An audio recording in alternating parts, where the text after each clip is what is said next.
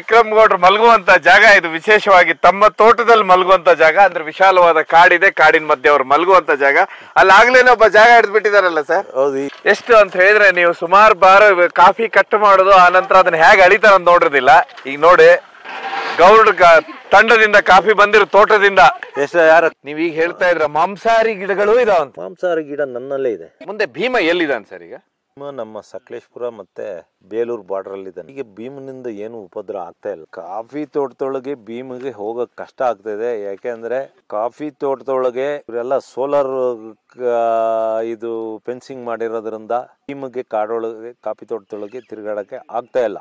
ಅದಕ್ಕಾಗಿ ರಸ್ತೆಯಲ್ಲಿ ತಿರುಗಾಡ್ತಾ ಇದ್ದಾನೆ. ಬಿಟ್ರೆ ಭೀಮ್ನಿಂದ ಯಾರಿಗೂ ತೊಂದರೆ ಆಗಿಲ್ಲ, ಯಾರನ್ನು ಅಟ್ಯಾಕ್ ಮಾಡಕ್ ಹೋಗಿಲ್ಲ. ಬೇರೆ ಆನೆಗಳಿಂದಲೂ ಏನು ಭೀಮ ಮಾತ್ರ, ನಾನು ಭೀಮನ್ ಮಾತ್ರ ವಹಿಸ್ಕೊಂಡ್ ಮಾತಾಡೋದು. ಬೇರೆ ಎಲ್ಲ ಇದಾರಲ್ಲ, ಅಕ್ಕರಿಂದ ದೊಡ್ಡವರು, ಅಜ್ಜಿ, ಅಜ್ಜ, ಅಕ್ಕ, ದೊಡ್ಡ ಅಕ್ಕ ಎಲ್ಲ ಯಾರಿಂದಲೂ ತೊಂದರೆ ಆಗಿಲ್ಲ. ಅವ್ರ ಪಾಡಿಗೆ ಅವರು ಇದಾರೆ. ಆದ್ರೆ ಭತ್ತ ತಿಂತಾ ಇದೆ, ಭತ್ತ ಲಾಸ್ ಆಗ್ತಾ ಇದೆ ರೈತರಿಗೆ. ಆನೆಗಳು ಬದುಕ್ಬೇಕು, ರೈತರು ಬದುಕ್ಬೇಕು. ಸರ್ಕಾರ ಏನು ಅಂದ್ರೆ, ಸರ್ಕಾರ 2-3 ತಿಂಗಳು 5 ತಿಂಗಳು ಪರಿಹಾರ ಬಿಟ್ಟು ಕೊಡೋದಲ್ಲ. ಸ್ಪಾಟ್ ಅಲ್ಲೇ 1 ದಿವಸ ಇಲ್ಲ 2 ದಿವಸದಲ್ಲೇ, ಇಲ್ಲ ರೆಕಾರ್ಡೆಡ್ ಜಾಗ ಆಗಿರ್ಲಿ, ಅಲ್ಲಿ ಯಾರ ರೈತ ಏನ್ ಬೆಳೆದಾನೆ ಅವನಿಗೆ ಅವಾಗಲೇ 2 ದಿವಸದಲ್ಲಿ ಪರಿಹಾರ ಕೊಡ್ಬೇಕು. ಹಾಗ ಮಾಡಿದ್ರೆ ಇದು ಯಾವ್ದು ಸಮಸ್ಯೆಗಳು ಉದ್ಭವ ಆಗೋದಿಲ್ಲ. ಇವರು 3 ತಿಂಗಳ ಮೇಲೆ ಪರಿಹಾರ ಕೊಡೋದು, ಪರಿಹಾರ ಕೊಡಬೇಕಾದ್ರು ಯಾವನಿಗಾರ 100-500 ಲಂಚ ಕೊಡ್ಬೇಕು. ಅವೆಲ್ಲ ಆದ್ರೆ ರೈತರು ಸಿಡಿದೇ ಹೇಳ್ತಾರೆ. ಆನೆಗಳ ಮೇಲೆ ಸೇಡ್ ತಿರುಗಿಸನ ಕೊಡ್ತಾರೆ, ಆನೆ ಗುಂಡು ಹೊಡಿತಾರೆ. ಈಗ ನೋಡಿ, ಸಕಲೇಶ್ಪುರದಿಂದ 10-12 ಕಿಲೋಮೀಟರ್ ದೂರದಲ್ಲಿ ಎಸ್ಟೇಟಲ್ಲಿ ಇದೆ ಆನೆಗಳು 2 ಬಂದಿದ್ದಾವೆ, ಅಲ್ಲಿ ಬಂದಿದ್ದಾವೆ. ಅದರಲ್ಲಿ ಒಂದಕ್ಕೆ ಹಿಂಭಾಗ ಗುಂಡು ಹೊಡೆದಾರೆ. ಈಗ ಭತ್ತ 1 ಕ್ವಿಂಟಲ್ಗೆ 2-2.5 ಸಾವಿರ ರೂಪಾಯಿ ಉಂಟು, 3 ಸಾವಿರ ರೂಪಾಯಿನೂ ಉಂಟು. ಕೊಡ್ಲಿ ಅಲ್ಲಿ, ಇವರು ಕೊಡಕ್ಕೆ ಇವ್ರಿಗೇನು ಇವ್ರ ಹತ್ರ ಹಣ ಇಲ್ವಾ? ಆವಾಗ ಏನಾಗ್ತದೆ, ಆನೆಗಳು ಬದುಕ್ತವೆ, ರೈತರು ಬದುಕ್ತಾರೆ. ಹೋದ್ರೋಗ್ಲಿ ಬಿಡೋ, ನಮ್ ಪರಿಹಾರ ಸಿಕ್ತು. ಪಶ್ಚಿಮ ಘಟ್ಟದ ನೀರಲ್ಲಿ, ಪಶ್ಚಿಮ ಘಟ್ಟದಲ್ಲಿ 3500ಕ್ಕೂ ಹೆಚ್ಚು ಜಾತಿಯ ಸಸ್ಯ ಸಂಕುಲಗಳಿದಾವೆ. 3500ಕ್ಕೂ ಹೆಚ್ಚು. ಇನ್ನು ಕೆಲವು ಗಿಡಗಳನ್ನ ಯಾರು ನೋಡಿಲ್ಲ. ನಾವು ನೋಡ್ತೀವಿ, ಅದನ್ನ ನಮ್ಗೆ ಅದ್ರ ಹೆಸರು, ಅದ್ರ ಕುಲಗೋತ್ರನೂ ಇಲ್ಲ. ನಾವು ನೋಡ್ತಲೇ ಇರ್ತೀವಿ. ನೀವೀಗ ಹೇಳ್ತಾ ಇದ್ರ ಮಾಂಸಾಹಾರಿ ಗಿಡಗಳು ಇದಾವಂತ. ಮಾಂಸಾಹಾರಿ ಗಿಡ ನನ್ನಲ್ಲೇ ಇದೆ. ಏನ್ ಸರ್ ಗಿಡ ಅದು? ಅದೊಂದು ಸಾಮಾನ್ಯ ಪ್ರಪಂಚದಲ್ಲಿ ಮಾಂಸಾಹಾರಿ ಗಿಡಗಳು ತುಂಬಾ ಇದೆ. ಅವು ಕೀಟಗಳನ್ನು ಹಿಡ್ಕೊಂಡು ತಿಂತವೆ. ಅಂತ ಗಿಡ ನನ್ನಲ್ಲಿ ಇದೆ, ಈಗ ಇಲ್ಲೇ ಇದೆ. ಅದಕ್ಕೆ ಡ್ರೋಸಿರಾ ಅಂತಾರೆ. ನಾನು ನಮ್ಮಲ್ಲಿ ಮಲೆನಾಡಲ್ಲಿ ಅದಕ್ಕೆ ಇಬ್ಬನಿ ಪುಟ್ಟ ಅಂತ, ಒಂದು 50 ಪೈಸೆ ಕಾಯಿನಷ್ಟು ಅಗಲ ಇರುತ್ತೆ. ನೆಲದ ಅಷ್ಟು ಅಗಲನೇ ಬೆಳೆಯೋದು. ಅದಕ್ಕೆ ಬೇರಿದೆ. ಅದ್ರದ್ದು ಮೇಲ್ಗಡೆ ಎಲ್ಲ ಒಂದ್ ಸ್ವಲ್ಪ ರೆಡ್ ಇರುತ್ತೆ. ಅದ್ರ ಮೇಲ್ಗಡೆ ಎಲ್ಲ ಒಂಥರ ಗಮ್ ಇರುತ್ತೆ. ಬೆಳಿಗ್ಗೆ ಬಿಸಿಲಲ್ಲಿ ಅದು ಪಳಪಳ ಹೊಳಿತಾ ಇರೋದಾಗ ಕೀಟಗಳು ಹೋಗಿ ಅದ್ರೊಳಗೆ ಕೂತ್ಕೊಂಡ್ ಕೂಳೆ ಆ ಗಮ್ಮಿಗೆ ಸಿಕ್ಕಾಕಿ ಸತ್ತೋಗ್ತವೆ. ಆಮೇಲೆ ಅಲ್ಲಿ ಅವು ರಸ ಹೀರ್ಕೊಂಡು ಕೀಟದಲ್ಲಿ ಇದ್ದಿದ್ದು ಏನೇನು ಅದಕ್ಕೆ ಬೇಕಾಗಿದ್ದು ಸತ್ತುಗಳಿರ್ತಲ್ಲ ಹೀರ್ಕೊಂಡು ಬದುಕುತ್ತೆ. ಆಮೇಲೆ ಅದು ಹೂ ಬಿಡುತ್ತೆ. ಅದಕ್ಕೆ ನೀರು ಬೇಕು, ನೀರಿಲ್ಲ ಅಂದ್ರೆ ಸತ್ತೋಗ್ತದೆ. ಅದು ನಾನು ಮೇಘಾಲಯಕ್ಕೆ ಒಂದು ಆಫ್ ರೋಡ್ಗೆ ಅಂತ ಹೋಗಿದ್ದು. ನಾವು ಮಹೇಂದ್ರ ಆಫ್ ರೋಡ್ ಎಲ್ಲ ನಾವು ನಾರ್ತ್ ಈಸ್ಟ್ ಇಂದ ಹಿಡಿದು ಗುಜರಾತ್, ಸೌತ್ ಇಂಡಿಯಾ ಎಲ್ಲ ನಾವೇ ಮಾಡೋದು. ನಮ್ದೊಂದು IMSC, Indian motor sports club ಅಂತ. ಆಗ ನಾನು ಅದು ಮೇಘಾಲಯದ ಕಡೆ, ಅಸ್ಸಾಂ ಕಾಡು ಮೇಘಾಲಯ ಕಡೆಯಿಂದ ಹೋಗ್ಬೇಕು. ಅದಕ್ಕೆ ಅಸ್ಸಾಂ ಕಡೆಯಿಂದ ಹೋಗಕ್ಕಾಗಲ್ಲ. ಅಲ್ಲಿ ನಾನು ನೋಡಿ, ಅಲ್ಲಿ ಕಾಡಲ್ಲಿ ಅದುಂಟು. ಅದೊಂದು ಈ ರೀತಿ ಹೀಗಿರುತ್ತೆ. ಅದ್ರೊಳಗೊಂದು ಟೊಳ್ಳಿರುತ್ತೆ. ಯಾವ್ದಾರ ಒಂದು ಕೀಟ ಅದ್ರೊಳಗೆ ಹೋದ್ಕೂಳೆ ಅಲ್ಲೇ ಸತ್ತೋಗುತ್ತೆ. ಅದ್ರ ಇದನ್ನೆಲ್ಲ ಹೀರ್ಕೊಂತವೆ. ಅಂಥವು ಪ್ರಪಂಚದಲ್ಲಿ ಎಷ್ಟೋ ಇದೆ. ನೀವು ತುಂಬಾ ಹಿಂದೆ ಇದ್ರ ಬಗ್ಗೆ ಒಂದು ಉಲ್ಲೇಖ ಇದೆ. ದ್ವಾಪರ ಯುಗದಲ್ಲಿ ಅಂಥದ್ದೊಂದು ಬಳ್ಳಿ, ಈ ರಾಧೆ ಇದ್ದಾಳೆ, ಕೃಷ್ಣ, ರಾಧೆನ ಬಳ್ಳಿ ಸುತ್ಕೊಂಡಿರ್ತಾರೆ. ಆಮೇಲೆ ಎಲ್ಲ ಬಂದು ಬಿಡಿಸ್ತಾರೆ. ಅಂದ್ರೆ ಇಂಥವು ನಮ್ಮ ಪಶ್ಚಿಮ ಘಟ್ಟದಲ್ಲೂ ಇರ್ಬೋದು. ಇದುವರೆಗೂ ಯಾರು ಮನುಷ್ಯರೇ ಕಾಲಿಡಿದ ಕಾಂಗೋ ಕಾಡಿನಲ್ಲಿ, ಕಾಂಗೋ ನದಿ ಹುಟ್ಟ ಕಾಡು ಉಂಟಲ್ಲ, ಹಾಸನ ಮತ್ತೆ ಚಿಕ್ಕಮಗಳೂರು ಜಿಲ್ಲೆ ಅಷ್ಟು ವಿಸ್ತಾರವಾದ ಕಾಡೊಳಗೆ ಇಷ್ಟವರೆಗೂ ಮನುಷ್ಯರೇ ಹೋಗಿಲ್ಲ. ಅಂತ ಕಾಡಲ್ಲೂ ಇರ್ಬೋದು. ಇದು ಎಲ್ಲಿ ಸರ್? ಇದು ಕಾಂಗೋ, ಇದು ಆಫ್ರಿಕಾದಲ್ಲಿ ಬರ್ತದೆ. ಆಫ್ರಿಕಾದಲ್ಲಿ ಕಾಂಗೋ ನದಿ ಹುಟ್ಟ ಜಾಗ. ಕಾಂಗೋ ನದಿ ಭಯಂಕರ ನದಿಗಳಲ್ಲಿ ಆರ್ಭಟಿಸ್ಕೊಂಡು ಹರಿಯ ನದಿ ಅಂದ್ರೆ ಕಾಂಗೋ. ಅದು ನಮ್ಮ ಸೌತ್ ಅಮೇರಿಕದಲ್ಲಿ ಹರಿಯ ಕೆಲವು ಇದ್ರ ನದಿಗಳಿಗಿಂತ ಇದು ಭಾರಿ ರೌದ್ರ ಭಯಂಕರ ನದಿಗಳು ಅಲ್ಲೂ ಇರಬಹುದು. ಒಟ್ಟಾರೆ ಪ್ರಪಂಚದಲ್ಲಿ ಈ ಕೀಟಗಳನ್ನ ಇಲ್ಲ ಮಾಂಸಾಹಾರಿ ಗಿಡಗಳು ಇದೆ. ಪಶ್ಚಿಮ ಘಟ್ಟದಲ್ಲೂ ಉಂಟು, ನಾನಿರೋ ಜಾಗದಲ್ಲೂ ಉಂಟು, ಎಲ್ಲ ಕಡೆನೂ ಇದೆ. ಅಸ್ಸಾಮಲ್ಲೂ ಇದೆ, ಬೇರೆ ಕಡೆನೂ ಇದೆ, ಮೇಘಾಲಯದಲ್ಲೂ ಇದೆ. ಮೇಘಾಲಯದ ಕಾಡು, ಅಸ್ಸಾಂ ಕಾಡು. ಮೇಘಾಲಯದಿಂದ ನಾವು ಚಿರಾಪುಂಜಿಗೆ ಹೋಗ್ಬೇಕಾದ್ರೆ ಮೇಘಾಲಯಕ್ಕಾಗೆ ಹೋಗ್ಬೇಕು. ಅಲ್ಲಿ ಅಸ್ಸಾಂ ಮುಂದೆ ಕಾಡುಗಳು ಆ ಬಾರ್ಡ್ರಿಗೆ ಬರ್ತವೆ. ನಾನು ಅಲ್ಲೂ ನೋಡಿದೆ. ಆಮೇಲೆ ಇಂಥ 3-3.5 ಸಾವಿರ ಸಾವಿರಕ್ಕೂ ಹೆಚ್ಚು ಇರುವ ಸಸ್ಯ ಸಂಕುಲಗಳು ಉಂಟಲ್ಲ ಪಶ್ಚಿಮ ಘಟ್ಟದಲ್ಲಿ. ಅಲ್ಲಿ ನೋಡಿದ್ರು ಕಾಫಿ ಕೊಯ್ತಾ ಇದ್ರು, ಕೊಯ್ದಾದ ನಂತರ ಗಾಡಿಯಲ್ಲಿ ತಂದಾದ ನಂತರ ಇದೇನ್ ಸರ್ ಇದು ಭೂಷಲ್, ಇದು ಭೂಷಲ್ ಅಂತ. ಇದು 30 kg ಹಿಡಿಯುತ್ತೆ. ಅದು ಅಲ್ಲಿ ಫುಲ್ ಹಾಕ್ತಾ ಇದಾರಲ್ಲ, ಅದು ಒಂದು ಭೂಷಲ್ ಅಂತ. ಈ ಒಂದು ಭೂಷಲಿಗೆ ನಾವು ಇಷ್ಟು ಹಣ ಅಂತ ಕೊಡ್ತೀವಿ ನೋಡಿ. ಈಗ ಅದು ಫುಲ್ ಆಗಿಲ್ಲ, ಆದರೆ ನಾಳೆ ಹಾಕ್ತೀವಿ ಅಂತ ಹೇಳ್ತಾ ಇದ್ದಾರೆ. ದೇವ್ರದಿಂದ ಹಾಕಿದ್ರೆ ಒಳ್ಳೇದು. ಈಗ ಎಷ್ಟಾಯ್ತು? ಯಾರ ಹೆಸರು? ಭೂಷಲ್ ಅಂತ ಹೇಳಿದ್ರೆ ಕಾಪಿಯನ್ನ ಒಬ್ಬರದೀಗ 9 ಭೂಷಲ್ ಆಯ್ತು. ಈಗ ಎರಡನೇ ಅವ್ರು ಬರ್ತಾ ಇದಾರೆ. ಈಗ 900, 927, 270 ಅಂದ್ರೆ 1000 ಚಿಲ್ಲರೆ ಆಯ್ತು ಇವತ್ತಿನ ದುಡ್ಡು. ಯಾರ್ದು? ಎಷ್ಟು ಅಂತ ಹೇಳಿದ್ರೆ ನೀವು ಸುಮಾರು ಬಾರ ಕಾಫಿ ಕಟ್ ಮಾಡೋದು, ಆ ನಂತರ ಅದನ್ನ ಹೇಗೆ ಅಳಿತಾರ ಅಂತ ನೋಡಿರೋದಿಲ್ಲ. ಈಗ ನೋಡಿ,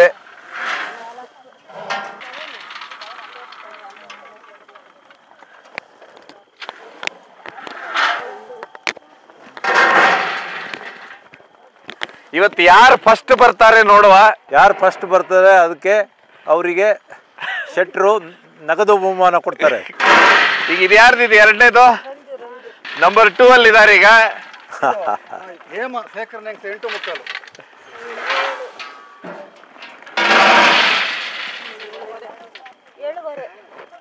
7:15 ಅಂತ ಹೇಳಿದ್ರೆ ಮೊದಲಿನ ಕಡಿಮೆ 8 ಮುಕ್ಕಾಲು. ಈಗ ಅಂತ ಹೇಳಿದ್ರೆ 8 ಭೂಷಲ್ ಹಾಕಿದ್ರು. ಒಂದು ಭೂಷಲ್ ಅಲ್ಲಿ ಎಷ್ಟು ಕೆಜಿ ಇರುತ್ತೆ?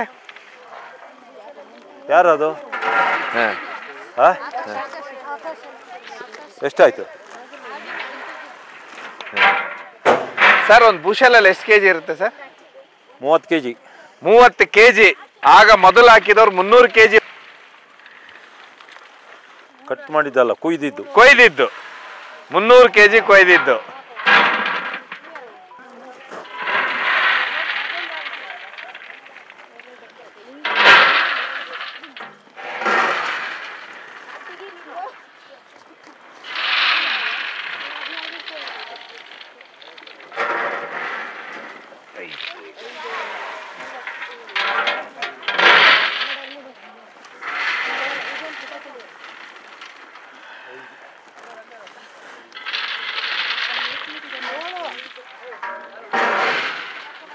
ಉಷಾ 10 ನಂಬರ್ ಅಂದ್ರೆ ಈಗ ಒಬ್ಬರದ್ದು ಜಾಸ್ತಿ ಆಯ್ತು. 10 ಮುಕ್ಕಾಲು. ಯಾರ? 6 ಮುಕ್ಕಾಲು. 6 ಮುಕ್ಕಾಲು. ಯಾ?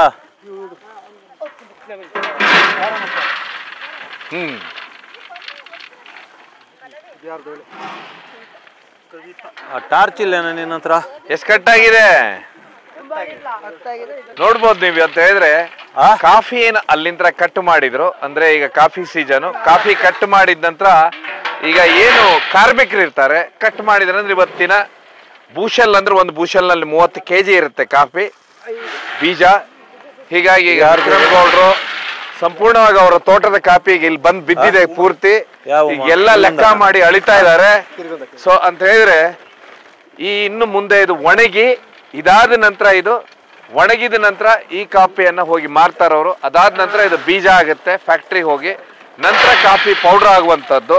ಅಂತ ಹೇಳಿದ್ರೆ ಇದು ಇಲ್ಲಿಂತ್ರ ಹೋಗುವಂತಂದ್ರೆ ಈ ಭಾಗದಲ್ಲಿ ಒಣಗಿದ್ದು ನೀವು ನೋಡಿದ್ರ. ಇದಾದ ನಂತರ ಈಗ ಯಾರ್ದು ಕಾಫಿಯನ್ನ ಲೆಕ್ಕ ಮಾಡಿ ಹಾಕ್ತಾ ಇದ್ದಾರೆ. ಒಬ್ಬೊಬ್ರು ಲಾಸ್ಟ್ ಒಬ್ಬರು 10 ಭೂಷಲ್ ಅಲ್ಲ, ಎಷ್ಟು 15-20 ಮಾಡೋರು ಇದಾರೆ. 11. ಸೊ ಒಟ್ಟಾರೆಯಾಗಿ ಒಬ್ರು 10ರಿಂದ 11ವರೆಗೆ ಭೂಷಲ್ ಅಂತೆ. ಎಷ್ಟಾಯ್ತು ನೋಡುವ. ಕಾಫಿ ಉತ್ಸವನ್ನ 9:15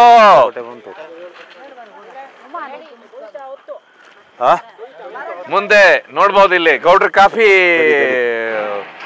ಗೌಡ್ರ ತಂಡದಿಂದ ಕಾಫಿ ಬಂದಿರೋ ತೋಟದಿಂದ. ಎಷ್ಟು? ಯಾರ? ಕವಿತಾನೇನಾ? ಕವಿತಾ 10. ಉಮಾ ಎಷ್ಟು?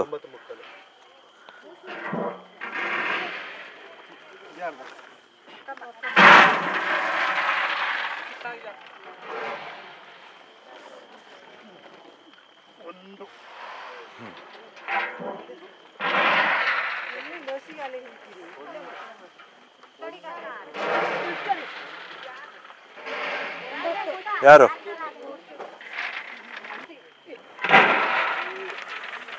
ಇದ್ಯಾರ್ದು ಸರ್ ಇದು ಒಂದು ಬೂಶಲ್ಗೆ ಎಷ್ಟಿದೆ? 30 kg. ಅಂದರೆ ಹಣ್ಣು ಕಾಯಿ ಇದ್ದಾಗ ಇದೇನು 30 kg ಬರಲ್ಲ. 27, 28 ಇಲ್ಲ 29 ಬರ್ಬೋದು ಅಷ್ಟು ತೂಕ. ಒಬ್ಬರಿಗೆ ಒಂದು ಬೂಶಲಿಗೆ 130 ರೂಪಾಯಿ ಕೊಡ್ತಾ ಇದೀವಿ. ಕೆಲವು ಕಡೆ ಮತ್ತೆ ಇದರಲ್ಲಿ ಎಲೆನೂ ಬಂದ್ಬಿಡುತ್ತೆ ಸರ್ ಹೀಗೆ? ಅದು ಎಲೆ ಈ ಕಾಫಿ ಕುಯ್ಬೇಕಾದ್ರೆ ಎಲೆ ಬರುತ್ತೆ. ಈಗ ನಾವು ಇದನ್ನ ಹರಡಿದ ಮೇಲೆ ಪೂರ್ತಿ ಎಲೆ ತೆಗಿತೀವಿ. ಅದಾಗಿ ಒಣಗಿದ ಮೇಲೆ ಒಂದು ಫ್ಯಾನ್ ಇಟ್ಟು ಆ ಫ್ಯಾನಿಗೆ ಇದನ್ನೆಲ್ಲ ಈಗ ತೂರಿ ಕ್ಲೀನ್ ಮಾಡಿ ಮತ್ತೆ ಮೂಟೆ ಮಾಡ್ತೀವಿ. ಅಲ್ಲಿವರೆಗೆ ಅಂದ್ರೆ ಈಗ ಒಣಗಿದ ನಂತರ ಫ್ಯಾನ್ ಇಟ್ಟು ಇದು ಮಾಡಬೇಕು. ಈಗ ಮೊದಲೆಲ್ಲ ನೆಲಕ್ಕೆ ಹಾಕಿ ಮಾಡ್ತಿದ್ರು. ಈ ಕಾಫಿ ಹಣ್ಣಿಂದ ಒಂದು ವಿಶೇಷ ಅಂದ್ರೆ ಇದು ಕೊಯ್ದು ನೆಲದ ಮೇಲೆ ಹಾಕಿರೆ ನೆಲದ ವಾಸನೆ ಕಂಪ್ಲೀಟ್ ಎಳೆಯುತ್ತೆ. ಹಿಂದೆಲ್ಲ ನಮ್ಮಲ್ಲಿ ನೆಲ ಸಗಣಿಯಲ್ಲಿ ಸಾರಿಸಿ ಹಾಕ್ತಿದ್ರು. ಕಾಫಿ ಹಣ್ಣು ಆ ಸಗಣಿ ವಾಸನೆಯನ್ನು ಎಳೀತಿತ್ತು. ಈಗ ನಾವು ಅವಾಗ ಕ್ವಾಲಿಟಿ ಹಾಳಾಗ್ತಿತ್ತು ಇಂಟರ್ನ್ಯಾಷನಲ್ ಮಾರ್ಕೆಟಲ್ಲಿ. ಈಗ ಸಾಮಾನ್ಯ ಸಿಮೆಂಟ್ ನೆಲ ನೋಡಿ ಇಲ್ಲಿ ಹಾಕಿವಲ್ಲ, ಶೇಡ್ ನೆಟ್. ಹೌದು, ಶೇಡ್ ನೆಟ್ ಮೇಲೆ ಹಾಕಿದರೆ ಕಾಫಿದು ಕ್ವಾಲಿಟಿ ಉಳಿಯುತ್ತೆ. ಮೇಯ್ನ್ ನಮ್ಮ ಇಂಡಿಯನ್ ಕಾಫಿಗೆ ತೊಂದರೆ ಆಗ್ತಿದ್ದೆ ಕ್ವಾಲಿಟಿ ಇಲ್ಲ ಅಂತ. ಯಾಕೆಂದರೆ ಮಣ್ಣಿನ ನೆಲ, ಸಗಣಿ. ಅಲ್ಲಿ ಬೇರೆ ದೇಶದಲ್ಲಿ ಇದನ್ನ ಟೆಸ್ಟ್ ಮಾಡಿದಾಗ ಮಣ್ಣಿನ ವಾಸನೆ ಬರ್ತಿತ್ತು, ಕಾಫಿ ವಾಸನೆ ಇಲ್ದಲೆ, ಇಲ್ಲ ಸಗಣಿ ವಾಸನೆ ಬರ್ತಿತ್ತಲ್ಲ. ಈಗ ಒಂದು 60% ಜನ ಈ ಥರ ಮಾಡ್ತಾರೆ. ಇನ್ನು ಕೆಲವರೆಲ್ಲ ಮಣ್ಣಿಗೆ ಹಾಕ್ತಾ ಇದ್ದಾರೆ. ಯಾರ ಅಕ್ಕಮ್ಮ 10:30 ಅಂತ ಅರ್ಧ ಜಾಸ್ತಿ ಆಯ್ತು ನೋಡಿ ಸರ್ ರೆಕಾರ್ಡಿಗೆ ಹೊರದದ್ದು. ಈಗ ನೀವು ನಗದು ಬಹುಮಾನ ಕೊಡ್ತಿರಲ್ಲ, ಅದೇ ಮತ್ತೆ.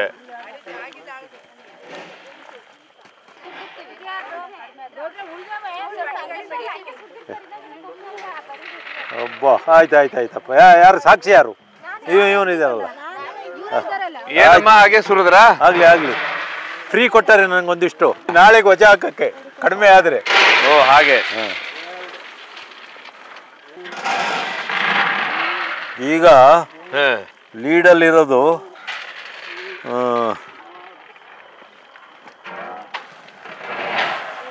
ಅಕ್ಕಮ್ಮ ಅಂತ 10:30.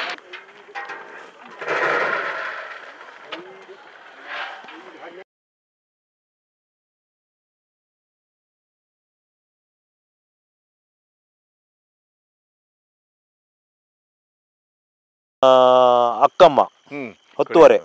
ಇವ್ರದ್ದು ಜನಜಾಗೃತಿ ಮಾಧ್ಯಮ ಅಂತ. ಕಾಫಿ ತೋಟದ ಎಲ್ಲ ಕೊಯ್ದ್ರು ಬಂತು. ಇನ್ನು ಮುಂದೆ ಏನ್ ಸರ್ ಇದ್ರ ಸಂಸ್ಕರಣೆ ಹೇಗಿದು? ಈಗ ನಾಳೆ ಇದನ್ನ ಒಣಗ್ಸಕ್ಕೆ ಹಾಕ್ತೀವಿ. ಈ ಬಿಸಿಲು ಕಡಿಮೆ ಇರೋದ್ರಿಂದ ಇದಕ್ಕೆ ಒಂದು 10-12 ದಿವಸ ಬೇಕು. 12 ದಿವಸದಲ್ಲಿ ನಾವು ಒಂದು 3 ಸರಿ ಇದನ್ನ ಗುಡ್ಡೆ ಮಾಡ್ತೀವಿ. ಇದ್ರ ಮೇಲೆ ಟಾರ್ಪಲ್ ಮುಚ್ತೀವಿ ಹೀಟ್ ಬರೋಕ್ಕಾಗಿ.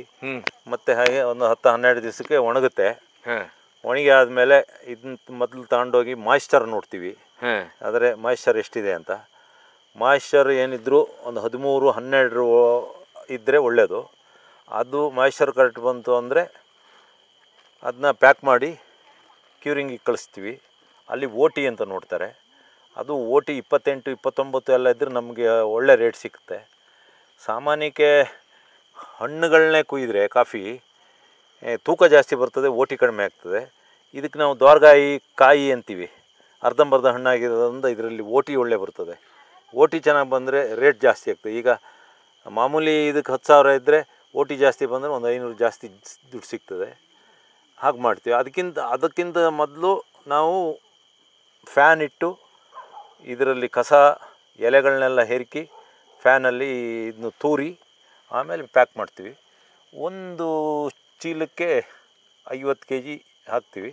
ಆಮೇಲೆ ಇದರದ್ದು ಚೀಲದ್ದು ಪ್ಲಾಸ್ಟಿಕ್ ಚೀಲ 150-200 ಗ್ರಾಮ್ ಒಳಗೆ ಇರುತ್ತೆ. ಅದನ್ನ ಸೇರಿಸಿ ಅಲ್ಲಿ ನಾವು ಅದಕ್ಕೆ ಚೀಲ ಎಲ್ಲ ಟ್ರೈನಲ್ಲಿ ಹೊಲಿದು ಇದಕ್ಕೆ ಕಳಿಸ್ಕೊಡ್ತೀವಿ. ನೋಡಿದ್ರಲ್ಲ, ಕಾಫಿ ಬೆಳೆ ಅಂತ ಹೇಳಿದ್ರೆ ನೀವು ಕಾಫಿ ಗಿಡಗಳನ್ನು ನೋಡಿದ್ರ, ಆನಂತರ ಕಟ್ ಮಾಡೋದು ನೋಡಿದ್ರ, ಆನಂತರ ಯಾವ ರೀತಿ ತಂದು ಹಾಕ್ತಾರ ಅಂತೇಳಿ. ಇದಾದ ನಂತರ ಇದು ಇಲ್ಲಿಂದ ಮುಂದೆ ಒಣಗಿದ ನಂತರ ಯಾವ ರೀತಿ ಫ್ಯಾಕ್ಟ್ರಿ ಹೋಗುತ್ತೆ ಅಂತ ಹೇಳಿ ವಿಕ್ರಮ್ ಗೌಡ್ರು ಹೇಳಿದ್ರು. ತುಂಬಾ ಧನ್ಯವಾದ ಸರ್ ಇವತ್ತು ಇದು ಮಾತಾಡಿದ್ದಕ್ಕೆ. ಇದು ನೀವು ಬಲಗು ಅಂತ ನೋಡ್ಬೋದು. ಈಗ ವಿಕ್ರಮ್ ಗೌಡ್ರು ಮಲಗುವಂತ ಜಾಗ ಇದು, ವಿಶೇಷವಾಗಿ ತಮ್ಮ ತೋಟದಲ್ಲಿ ಮಲಗುವಂತ ಜಾಗ. ಅಂದ್ರೆ ವಿಶಾಲವಾದ ಕಾಡಿದೆ, ಕಾಡಿನ ಮಧ್ಯೆ ಅವ್ರು ಮಲಗುವಂತ ಜಾಗ. ಅಲ್ಲಿ ಆಗ್ಲೇನೆ ಒಬ್ಬ ಜಾಗ ಹಿಡಿದ್ಬಿಟ್ಟಿದಾರಲ್ಲ ಸರ್? ಹೌದು, ಈಗೆಲ್ಲ ರಿಸರ್ವ್ ಮಾಡಿರೋದು. ಯಾಕೆ?